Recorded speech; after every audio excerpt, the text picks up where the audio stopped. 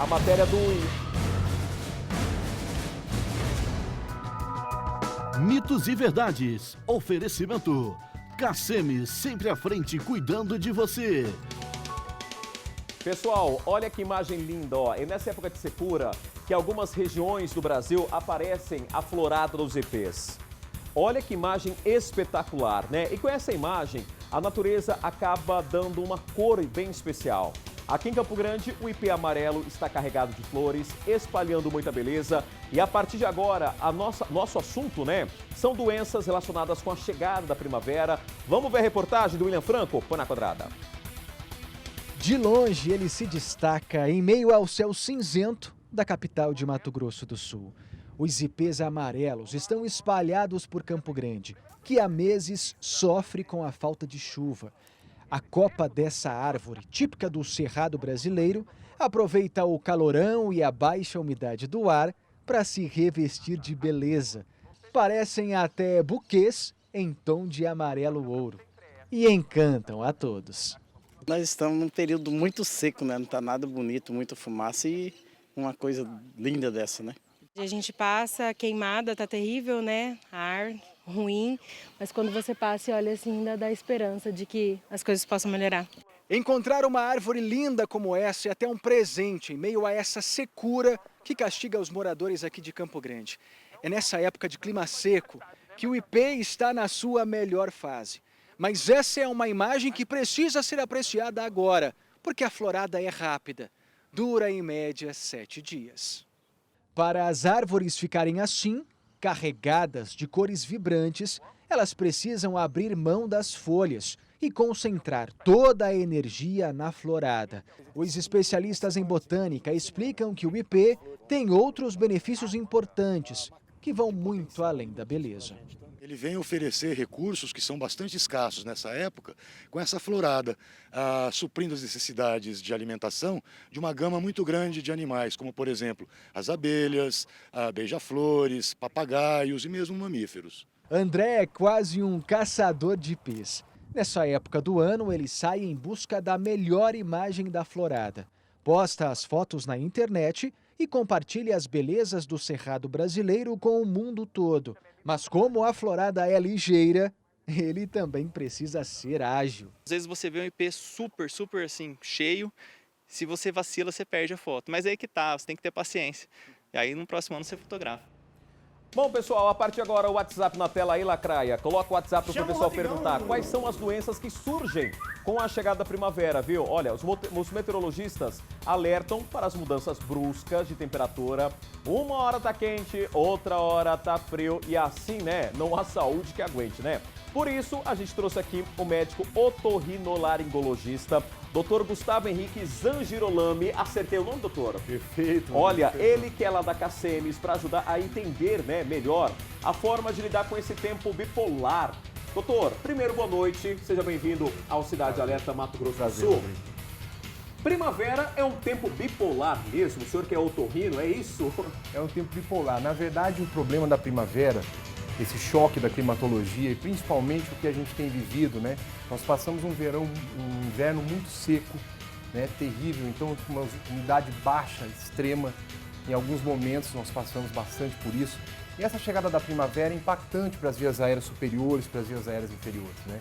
Então muitas doenças como rinite, asmas, bronquites começam a aflorar e piorar nesses momentos, né? Bom, a gente vem de um tempo de secura, doutor. Até o momento não choveu forte aqui na capital e também em boa parte de Mato Grosso do Sul, para dar aquela sensação que a gente estava com umidade relativa do ar de deserto, né? Na casa dos 10%.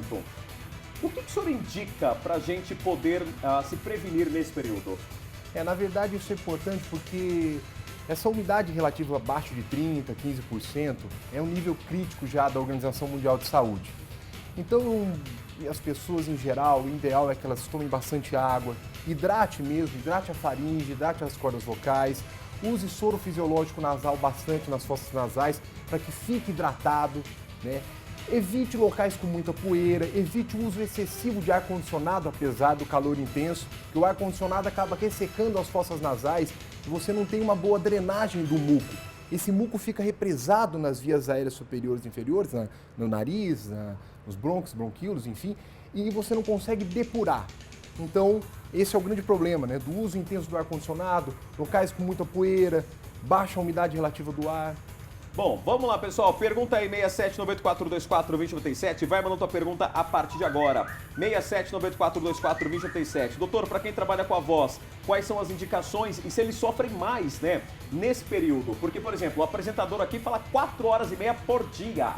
Além do fora do ar, né? Mas e aí, para quem trabalha com a voz, que é cantor, que é apresentador, que é locutor de rádio, e aí, o que a gente faz? Então, de fato, o profissional da voz tem que tomar cuidados importantes, né? Hidratação vocal, procurar exercícios importantes antes de começar a atuar, né? No caso, locutor, professor, jornalista, enfim, né?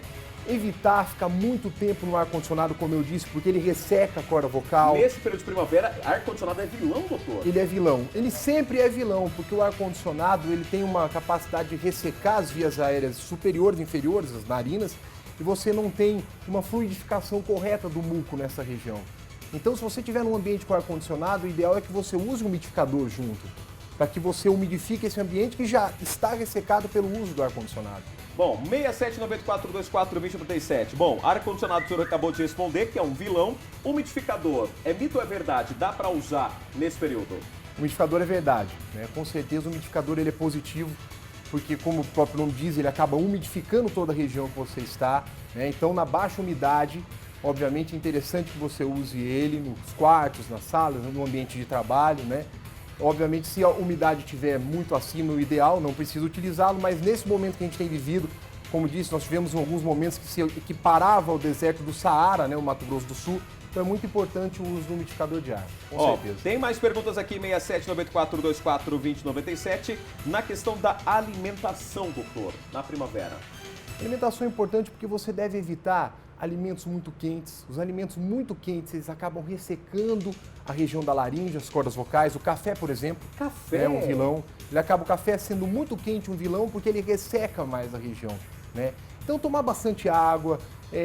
Maçã é interessante para quem é profissional da voz, a gente estava comentando anteriormente, os profissionais da voz. É uma fruta que hidrata bastante. Então essa alimentação tem que ser bem balanceada, saber que você não deve deixar muito tempo sem se alimentar e sem tomar líquido.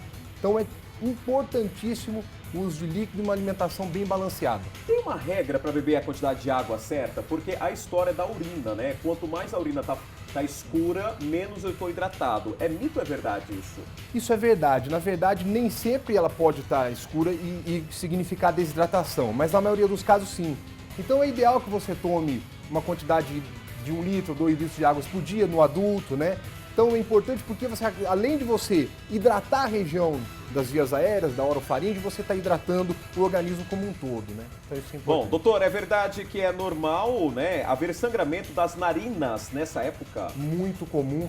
A fossa Mas nasal toda vez que sangra é comum? Eu não tenho que ficar em um alerta? tem que ficar em alerta, mas na verdade a maioria a gente chama de epistáxio, sangramento nasais, a maioria dos sangramentos nasais são por ressecamento dessa região. A gente tem uma vascularização muito intensa na região anterior, chamada zona de Quisselbach, que é uma área muito importante e ela é uma área muito vascularizada com vasos muito fininhos, de calibre muito pequeno. Então qualquer ressecamento é capaz de fazer um sangramento nasal. Bom, inalação é ideal para esse período do ano, de estação do ano? Inalação é importante também, porque a inalação ela ajuda a via aérea inferior, que é o pulmão. Então, mas criança eu com asma. enquanto pessoa, eu não estou doente. Porque a inalação, ele tem algum medicamento quando eu vou no posto, não é isso? Correto. Mas se eu tô lá em casa, comprar um aparelho de inalação é bom? É bom. Eu coloco que água? Coloca soro fisiológico a 0,9% no aparelho de inalação e faz a inalação 2 a 3 vezes ao dia, principalmente agora que a gente vem passando um período crítico de umidade, né?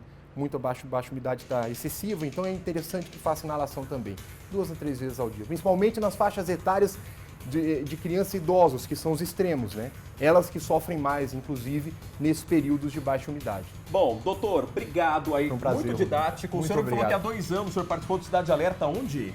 Eu participei do Cidade Alerta em São José dos Campos. São José dos Campos. Olha que bacana, viu? Seja bem-vindo ao nosso obrigado. Cidade Alerta Mato Eu Grosso do Sul. agradeço. Já vai voltar mais vezes porque eu gostei do senhor, viu? Obrigado. Bastante didático. Foi um Isso prazer. que o povo gosta, tá bom? Obrigado. Pode sair por ali, doutor? Pode Obrigado. sair dali? Gente, olha que bacana, né? E se você tem alguma sugestão pro nosso Mitos e Verdades, entre em contato com a gente no 67 98424 2097.